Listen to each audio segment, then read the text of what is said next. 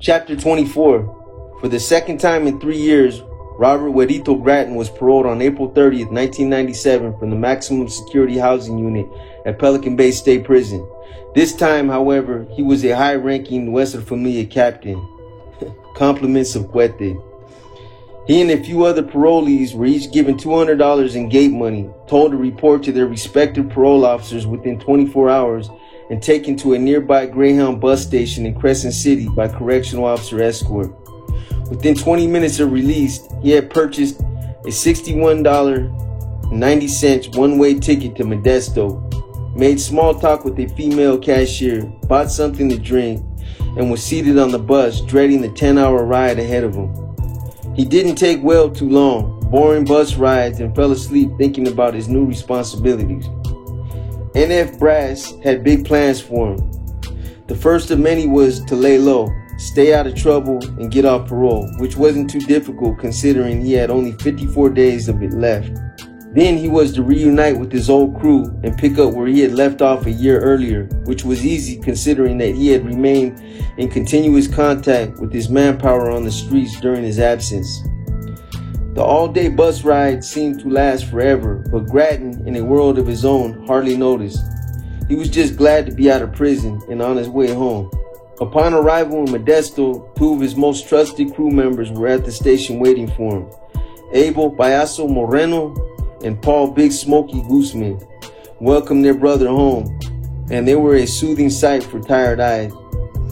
They were dedicated, and the fact that they were there to greet him proved their continued loyalty. Gratton, never one to practice patience, was glad he wouldn't have to wait around for a ride. Payaso was the first of two soldados to attempt to greet him, but as soon as the two got close enough to embrace, 260-pound Big Smokey, Gratton's bodyguard, wrapped his bone-crushing arms around them, and the greeting turned into a group hug. After some small talk, the three walked across the parking lot, quickly drank a few beers, and piled into Payaso's ride, one of Turloc's finest, a completely restored Orient silver, the exact color used on the helmets of the Oakland Raiders professional football team, 1969 Impala convertible, a car Gratton enjoyed riding in which he would own 6 months later. Payaso knew just where to take Gratton, 1013 Sneed Avenue, an address in the heart of West Modesto they all knew well, and home to Karen Carrie Anaya. Her home was a regimental safe house where the crew hung out, held meetings, and made decisions. That night, some of Carrie's homegirls were supposed to be in town, and Gratton was ready to meet a couple of them. Before dropping him off, Big Smokey gave him $5,000 in cash, a 9mm pistol, and a condom. They all knew what Gratton had on his mind and laughed about it. That boy wanted some pussy. The first night out of prison was a long one. Gratton stayed the night with and woke up next to Rebecca Becca Gonzalez.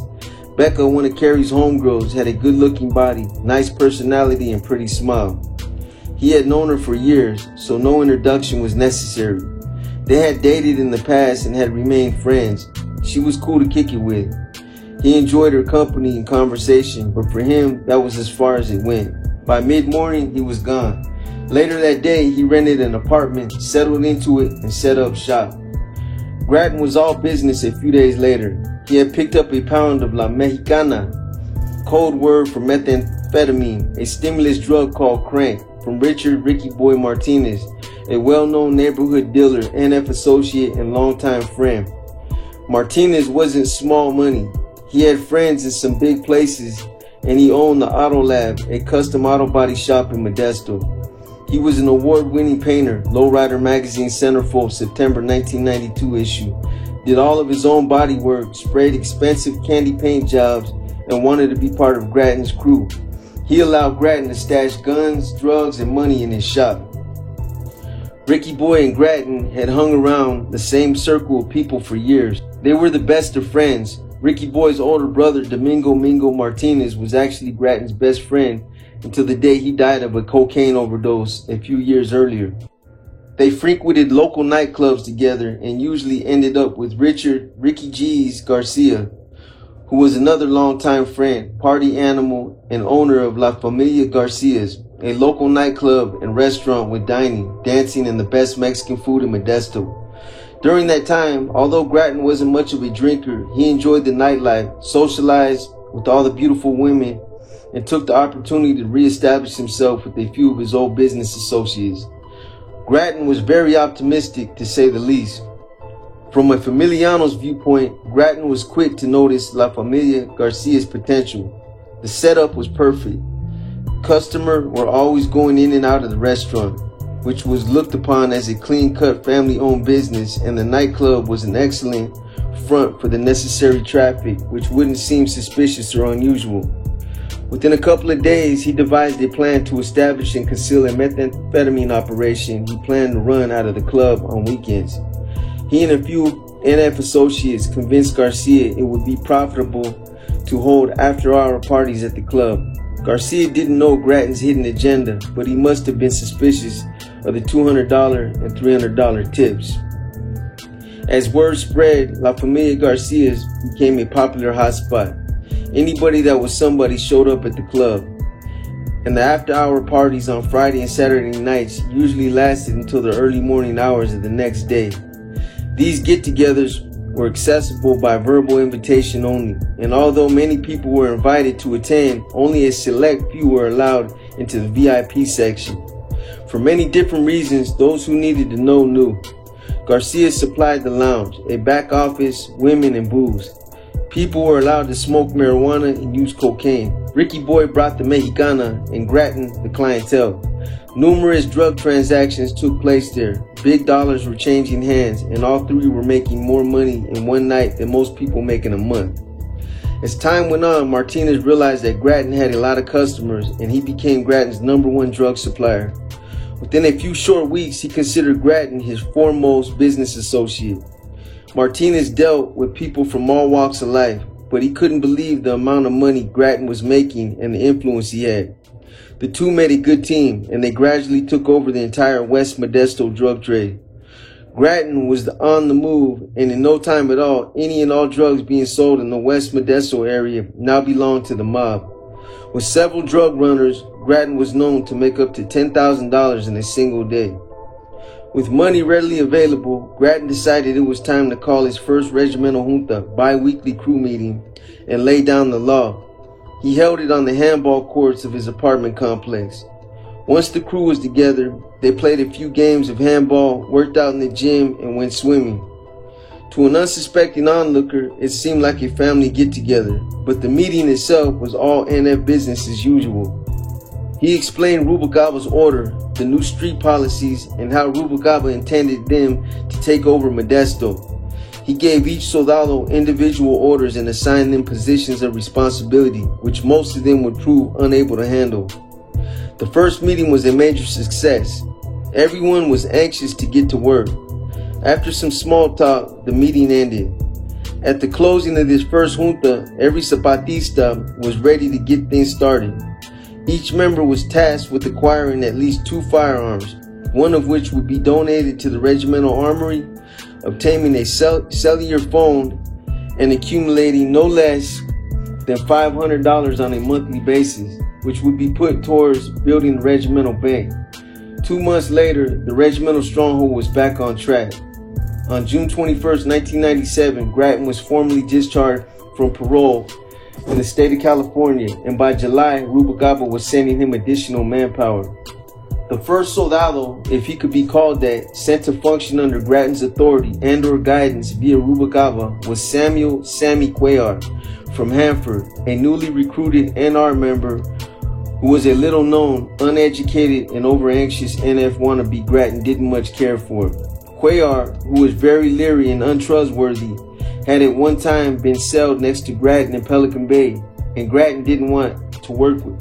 Who was very leery and untrustworthy, had at one time been celled next to Grattan in Pelican Bay, and Grattan didn't want to work with them. He was very secretive, suspicious, and the nephew of Victor Victorio Murillo, a well-known, shrewd, and high-ranking member of the Mexican Mafia, who Grattan would eventually be asked to have killed. To say the least, Cuellar had a few family ties that were considered unfavorable. Grattan felt Cuellar was a security risk and that he had ulterior motives or a hidden agenda that was counterproductive to his NF responsibilities. Grattan didn't like nor trust Cuellar, and although he had agreed to meet with him on the streets once they were released from prison, he had decided to keep Cuellar at a distance. Upon his arrival in Modesto, Cuellar called Grattan. After informing him that he was in town, he received directions to Grattan's apartment and indicated that he was on his way, accompanied by Brenda Pobre, a female friend who was a very kind, considerate, and well-educated middle-aged woman who had befriended him and was allowing him to live in her Monterey home with her. She fed, clothed, and did other things for Cuellar, such as giving him rides to places like Modesto, which was a decision she later regret. Not long after Grattan heard a knock on the door, it was Cuellar and Pobre, and he invited them in. After being introduced to Pobre, Grattan told her he was glad to meet her and asked her if she wanted something to drink. Telling her to make herself comfortable, he excused himself to speak privately with Cuellar in his spare bedroom. Once alone in the spare bedroom, Cuellar informed Grattan that he had been sent to Modesto with orders from Rubalcaba to give him a few verbal instructions and a very important huila, which read, "Gotti, here are some issues of importance for you as to update you with the latest. First of all, Big Smiley has been demoted to a Cat 1 and therefore holds no authority in the mob. BB is on freeze and has no authority in the O. The investigation is continuing. Therefore, if either one get at anyone, it is to be reported. BB paroled as of a few weeks ago.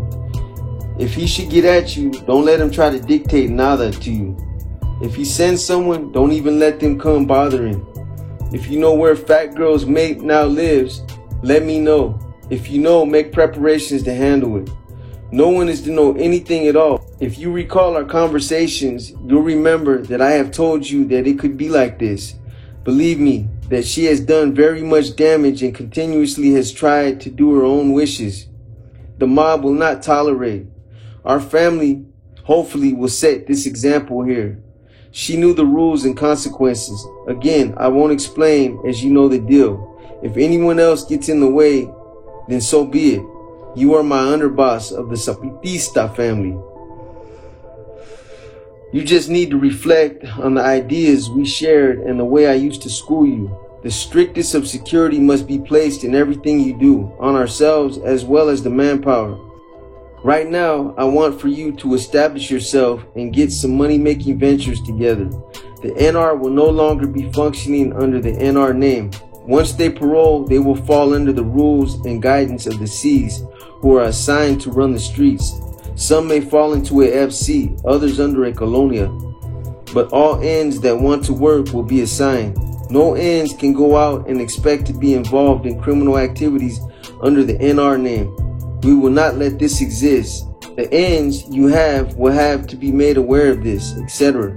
I take it that Baya and Jokes both will work. If so, they must function under rules we set forth. No manpower is to be writing other N's, C's, unless told to do so by you, me, nor do we need to concern ourselves with other C's activities if it does not involve us or interfere in our biz. I will try and get you some help, but right now, it's a little slow due to a lot of new changes. Rudy and Muskie are out there trying to get something together. When they do start to get it going, they will have to fall under you. They need to be made aware of new bonds, format, etc. My intentions were to establish stronghold in my county, but I will not infringe on your plans. Do you prefer to establish house there? Maybe if they do good, you can leave them where they are at and just let them make money there and keep you abreast, etc. I know there may be many NR who wish to function out there. Those you run into, just have someone get their name and phone number or something, and this can give me a chance to get these assigned. If you send info, I in turn will get them hooked up to someone. This stuff is being enforced and will be very strict to the fullest. No excuses will be listened to when someone knows better. Too bad we can't just talk like we used to, but I trust you do the best and right thing. Once you get going, start a car club. It will be a way to use a front to invest our money legit. Put together some guidelines, rules, etc. for it so that members can have some discipline to follow. The name of your car club will be up to you, but let me know what name you choose first. Don't let no one know our internal functions, plans, etc. Manpower must be kept in order and well disciplined too. You know how to make money, decisions, and have good judgment. Keep me informed on things when need be. I have spoken to AC, and obviously changes must be made so as to rectify injustices that Gorda and her mate did. I'm only glad I was able to speak to you about it, and now looking back, I should have just made changes long ago. But then I was one to look at the best interests. Your ideas, suggestions are welcomed and respected. You run the family out there, and remember, I'm here for you. Don't write other C's unless I tell you. Once you start making money, don't forget 25% off the top goes for the O. No one can mess with this money. Once it gets to 5 grand, let me know, and I can tell you where it goes. Establish us a runner soon. Plus, I need to get visit to hopefully catch someone out there. Here, I send you the old Bible, the new one, the bonds and format. The Bible will start being schooled on here. However, some of it will be reworded, such as about general, who we don't have, the chain of command, and a few other things are different. However, in general, the concepts of the old Bible still and will continue to apply. I wanted to send all of this to you so you'll know what's expected. In one of the latest big envelopes I sent a code inside the bottom flap. You never said if you understood it. Before that, I sent you a letter using the old code to explain the check flap on the big envelope, plus the words I sent in 2 different letters. One were the code words, the others were what they meant. Each was on numbers that the paper had. Look, I have access to the linea here. They are selling crank out there and it goes quick. I want to send in a few ounces to make money for us. For each grand they make 200, sometimes 300 or a little more. The deal I want to do is to have you give the ounces to this Vatos Ruka. She can run it on visits. He, in turn, can get it sold and send money back out. If all goes right, maybe later we can just have someone visit a Vato on the linea ourselves and run the drugs. Make good feria. Conejo, who is with Milo, is out there, and we could probably utilize him. I want to invest 1 pound for this, but to start, we can go with a couple of ounces. I give my word this will work. It already has sold out there, and we must take full advantage of it now. It's easy money. The Ruka lives in Sacramento. Maybe it could even be sent. Someone out there has some, and all he gives is 25% to the house. But if we get it sent in, they would have to sell ours first off the top. I know for a fact that profit is good. 1 grand varies, 200 to 300 easy. It would be worth our own runner to visit Conejo and take advantage of the profits plus the O benefits on the 25%. Get at me on this right away. I already told Evato on the linea that I would try to get some crank together. I'm waiting to get this Ruka's number. Too bad we didn't have this together when you were here. Actually consider it, and if you can get a person to visit, say twice a month or even once a month, they can visit Conejo and bring in the dope, and in turn he will get it sold. It's profitable with 1 grand alone. It would cover expenses. The rest would be profit. We can come up, even if we make a few runs to fill it out. Plus, if I get a visit and shoot, it would serve both purposes. Like I said, get at me as to put something together, okay? We can't be utilizing just anyone, and the ends who are structured, who desire to work, will be assigned to a crew as to give these some guidance. As I said, I will try to get a couple familianos for you, but it's very slow paced right now. And the thing is, we don't want just anyone in our family because the strictest of security must be placed on this. Therefore, we must be very selective in our dealings on this. The money for the family must be invested when it can and put security on it. Legit biz, investments, etc. are only for you, me to know about. Don't let family members partake in it as to keep it legit, etc. After reading the Huila, Grattan didn't agree with the direction La Nuestra Familia was preparing to take, but he kept his opinion to himself. Fat Girl was the code name for Big Smiley, and this message indicated that he had been stripped of all authority and demoted to a Cat 1 member, NF's lowest ranking. His rank reduction was inevitable. Big Smiley had caused so many unnecessary internal conflicts that Grattan and many of his fellow NF members were glad to see him put in his place. However, Fat Girl's mate was Brown Bob Viramontes, Grattan's good friend, and the fact that he had been put on freeze meant he was close to being put on the NF hit list, which was something Grattan didn't want to happen. Be that as it may, Rubalcaba's selection of Grattan as underboss of the Zapatista clan was testimony to the high regard in which Rubalcaba held him, regardless of his past relationship with Big Smiley.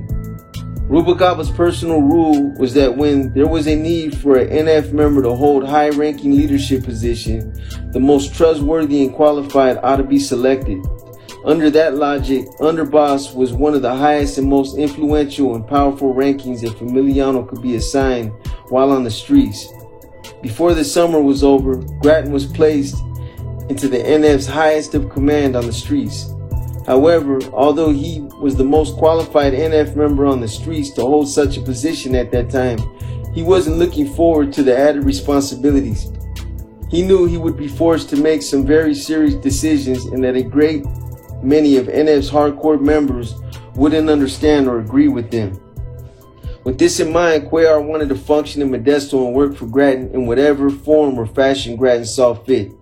Although he acted sincere, Grattan didn't believe anything he said. When it came to Cuellar, Grattan had other plans. He decided it was in his best interest to test Cuellar's intentions and monitor his actions. He put him on a 6-month probation before he could be introduced to the rest of the crew. Grattan wasn't taking any chances, any unnecessary chances. Before Cuellar left, Grattan gave him a quarter ounce of La Mexicana and told him to return to Monterrey, lay low, and see what he could put together or get going in that area. He warned Cuellar, who was a recovering drug addict, not to use drugs, to stay out of trouble, and to keep in contact with him. Grattan knew from experience that Cuellar would do just the opposite. Always a very good judge of character, he couldn't see himself placing Cuellar into the category of promising member. Grattan demanded the best of his subordinates. He only wanted winners on his team, and he knew he'd never allow Cuellar to make the cut. Cuellar's chances of becoming a Zapatista were slim. He was predestined for failure, but even if he were to pass the test, which Grattan felt was highly unlikely, he'd never be given the opportunity to become a liability. As it turned out, he would never become one. 2 weeks later, Grattan's suspicions came true. He received a call from Pobre, who told him that Cuellar had been messing up. Cuellar hadn't reported to his parole officer, and now he had a parolee at large, PAL warrant, out for his arrest. Grattan wasn't surprised. Pobre told Grattan that Cuellar started using drugs, had pushed her around, had ripped off some of her personal belongings and money, and he had been staying in touch with his Mexican Mafia-affiliated uncle. Cuellar had taken off in her car and was supposedly staying somewhere in Hanford. Pobre, who had lost her car and all respect she had for Cuellar, was pissed. After listening to everything, Grattan knew Pobre had gotten screwed, and he felt bad for her. In his eyes, she was another innocent victim. She had tried to help Cuellar and hadn't deserved to be ripped off. It wasn't Grattan's style. Cuellar's actions were very unprofessional and made all NF members look bad. It was something that should be dealt with. But since Grattan was a key figure in the rebuilding of a very important regimental stronghold, he had far more pressing priorities for his manpower and wasn't going to let himself get caught up in something so petty. He told Pobre that he was unable to help her and that she was basically on her own. A few days later, there was still no word from Cuellar, who is now considered missing in action, MIA. Pobre initiated correspondence with Rubalcaba and told him what happened between Cuellar and her and what she hoped he would do about it. Grattan couldn't be bothered. He later found out that Pobre continued to write Rubalcaba, but Grattan never saw nor heard from Cuellar or Pobre again. Nor did he want to. After the Cuellar incident, Grattan received a letter from Rubalcaba, who let him know that Cuellar had been placed on the NF hit list. Cuellar was now a renegade. Rubalcaba wrote that he would start taking more time to thoroughly screen every prospect. Rubalcaba also wrote that things should start looking up now that the NF was being reorganized and the OGB was trying to regain its composure behind the walls. Grattan felt the situation was beyond repair. In order to make the letter sound good, Rubalcaba indicated that Grattan shouldn't worry about guys like Cuellar because reliable manpower was being readily prepared to function on the streets. The letter went on to say that the brass would be sending numerous NF members and a few of their associates to function in a wide variety of regimental strongholds, colonias, and familia clans being established throughout Northern California. Grattan knew this would cause a great number of parole violations and bring more about than a few court cases. Nevertheless, as plans were being tossed around within the prison system, Grattan tried to take his mind off of the mob by throwing a lavish quinceañera 15th birthday party in November 1997 in honor of his daughter becoming a young woman. The birthday party was an occasion to remember. Over 350 of Grattan's closest friends and their families attended the religious ceremony and the party afterwards. He spent over $15,000 on food, formal wear, and decorations. The birthday cake was 5 tiers high. All who attended were in a festive mood. Grattan's daughter really enjoyed herself, as did her friends and their families. There were steak dinners, mariachis, and dancing for all. A friend of Grattan's named 99 from Hot 105 in Merced, a local radio station, was the DJ for the night, which was topped off with a live performance by Darkroom Familia, performing their classic hits, Brown Chicana, You're in the Dark Room Now, and Daddy's Little Girl. The night went off without a hitch and made Grattan's daughter a princess for the day. It also gave his family a chance to mingle. Although Grattan wanted to take his mind off the mob, the evening afforded him a unique opportunity to converse about Norteños and their future with a wide variety of influential Norteño gang leaders from various Northern California cities. With everything in place, Grattan felt it was a perfect opportunity to announce the GUN release, its purpose, and the importance of continued Norteño unity. There was another party at his apartment after his daughters, with music, dancing, and 3-man out, a Norteño beer drinking game. Both parties ended without a glitch, and Grattan was quickly acknowledged for his leadership abilities. In turn, Grattan was able to unite the leaders of various Norteño street gangs, and he established some very important contacts. He also decided to recruit a few out-of-town associates and began paving the way for GUN to be released. By the end of December 1997, Grattan was on a roll. He had established a self-supporting drug operation, a regimental bank, and a functioning crew. The next phase of the Zapatistas' game plan was to buy into a legitimate business. Rubalcaba was well aware of Grattan's progress and wanted to invest. Grattan affiliated with David Serdino Rocha, a local drug dealer, gangster rap artist, and owner of Darkroom Studios, a production company in Tracy. The two decided to combine their resources and establish another recording studio named North Star Records, which would be used as an NF front to unite Norteños, launder money, and build the Darkroom label. Grattan decided to invest in the North Star label and had Dino formulate a marketing and distribution strategy which read, for Darkroom, future for Darkroom. By releasing GUN, Generations of United Norteños, it will help establish the label financially. The quickest way to get money back fast would be to release a Norteño album. It would bring the most attention and the most sales. The only problem is the limiting of audience outside Northern California. That would be solved by not using rap names or the Darkroom label. The idea is not to establish the label or the artist, but to bring in income to further promote Darkroom. The Darkroom is already being established nationwide through Explicit. We still have 2 more projects that Explicit is going to release, Eclipse and Lowdown. The reason I don't want to have distribution for the first batch of 2,000 is because we want the quickest turnaround. We live in the valley, so it would not be hard for us to take the cassettes and CDs ourselves to the record stores. By selling direct at first instead of getting distribution, We could sell it for roughly $1.50 more each unit. When you sell to distribution, you sell the cassettes for $5.50 each and the CDs at $7.50 each. To stores, you could sell direct as much as $6.50 a cassette and $10.50 a CD. I personally know many of the store managers at most of the Valley stores. I even have a few that will put the CD in listening stations so people can walk in and hear the project. After the first 2,000 units, I can get distribution through many accounts to cover most of the United States. Distributors such as 1. Music People, Bay Area Valley. 2. City Hall Distribution, West Coast, Bay Area. 3. Valley Records, Valley, West Coast. 4. Abbey Road, Los Angeles, California. 5. Associated, Phoenix, Arizona, New Mexico, Nevada. 6. MDI, Texas Blockbuster account. 7. Paul Star, Chicago, Illinois. I do not want to start off with distribution because once you give them 1,000 or 2,000 units, you are not paid until all are sold. You do not want to give out that many until you know the distributor can sell them fast enough.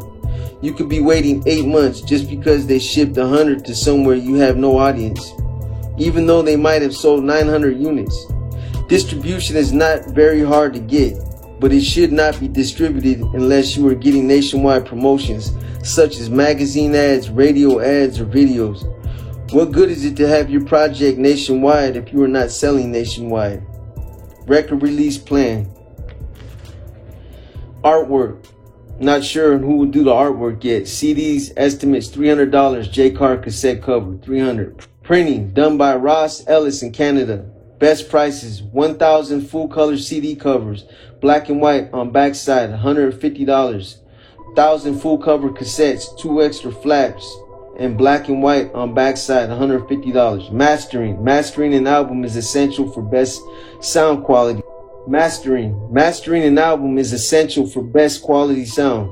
Mastering an album is taking all the songs and putting them in perfect sequence, perfect levels, and EQ. This can be done in Modesto and Make Track Studios owned by Randy. Cost is between $500 and $600. You get a CD master when all is done. Manufacturing done by Alshare Duplicators from Burbank, California. 1,000 cassettes will cost $779. Clear shell, printing on shell, clear case, and shrink wrapping. 1,000 CDs will cost $1370 with 1 color printing on CD. Clear case and shrink wrapping. Total for 1,000 CDs and 1,000 cassettes will be $21.49, etc., etc. 1 sheet flyers for stores, stamps and envelopes, manila folders, $100. Total in manufacturing, printing, mastering cost is $3,749. Promotions. We will start with promotions in the Central Valley first, then work ourselves in the Sacramento, then the Bay Area, and ending in the Salinas area. Radio commercials will be essential because at this point, we will not have posters, magazine ads, or music videos. Each radio spot will be 60 seconds long and will be targeted toward the Chicano market. Hot 105 Merced, get the best deal for $500 and let commercials play for 2 weeks. Then we will see if we need any more. K-Win in Modesto costs $500. K-Win in Stockton costs $500. KSTN 1420 AM in Stockton costs $500. Total and radio promotion will be $2,000. Total as an entire package will be estimated at $5,749. Man, I hope you guys are getting all this fucking dry ass shit. Now we will be ready to release records. This dude must not have nothing to write about to put all this bullshit in this book. This is just dry verbiage right here. It's unnecessary. We will use 200 CDs and 50 cassettes for promotions. We will be able to sell direct to stores for $9 a CD and $6 a cassette. For first 900 CDs and 950 cassettes, we will make a gross profit of $13,800. Total profit after gross will be $8,051. It will roughly take another $2,000 to make another 1,000 cassettes and 1,000 CDs, which will make a profit of $15,000 before cost. After cost, total profit will be $13,000. God damn. Total profit after cost and after selling 4,000 units will be $21,051. After reading Dino's marketing strategy, Gratton was confident North Star Records would turn a profit. Dino had been in the music business for over 10 years.